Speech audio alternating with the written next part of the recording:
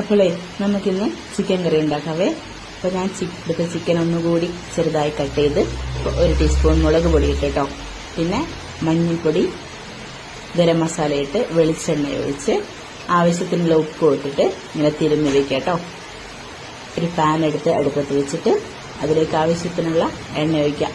ഇത് വറക്കാനാണേ, ഡ്രൈ ആയിട്ട് വറക്കേണ്ട ആവശ്യമില്ല കേട്ടോ. അപ്പോൾ എണ്ണ ചൂടായിട്ടുണ്ട്. നമുക്ക് തിരുമ്മി വെച്ചിരിക്കുന്ന ചിക്കൻ ഇട്ടെടുക്കാം കേട്ടോ. അപ്പോൾ ചിക്കൻ ഇളക്കൊന്നും വേണ്ട കേട്ടോ, തിരിച്ചിടാനൊന്നും ആയിട്ടില്ലേ. എന്നിട്ട് അതിന് മേലെ കുറച്ച് കറിവേപ്പില ഇട്ട് കൊടുക്കാം. എന്നിട്ട് നന്നായി മറിച്ചിട്ട് ഇളക്കിയെടുക്കട്ടോ.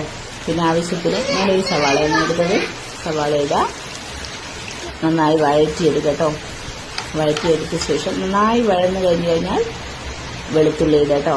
പിന്നെ ഇച്ചിരി ഇഞ്ചി ഇട്ടിട്ട് ഒന്നും കൂടി വഴറ്റിയതിന് ശേഷം പെരിഞ്ചീരകം കേട്ടോ. ഇത് ഇങ്ങനെ അടിപൊളിയായിട്ട് വഴറ്റിയെടുക്കുക. പിന്നെ ഞാനിവിടെ ഉപയോഗിച്ചത് ടൊമാറ്റോ സോസാണ്. ടൊമാറ്റോ സോസ് 1 സ്പൂണ് അത്രയും ഉപയോഗിച്ചിട്ടുള്ളൂ കേട്ടോ. പിന്നെ ഞാൻ ഉപയോഗിച്ചത് ചില്ലി സോസാണ് കേട്ടോ, ഗ്രീൻ ചില്ലി സോസ്. പിന്നെ ഞാനൊരു ഇത്തിരി സോയാ സോസ് ഒഴിച്ചിട്ടുണ്ട്, അതും കൂടെ ആഡ് ചെയ്തിട്ട് നന്നായി ഇളക്കിയെടുക്കട്ടോ. അടിപൊളി ചിക്കൻ റെഡി.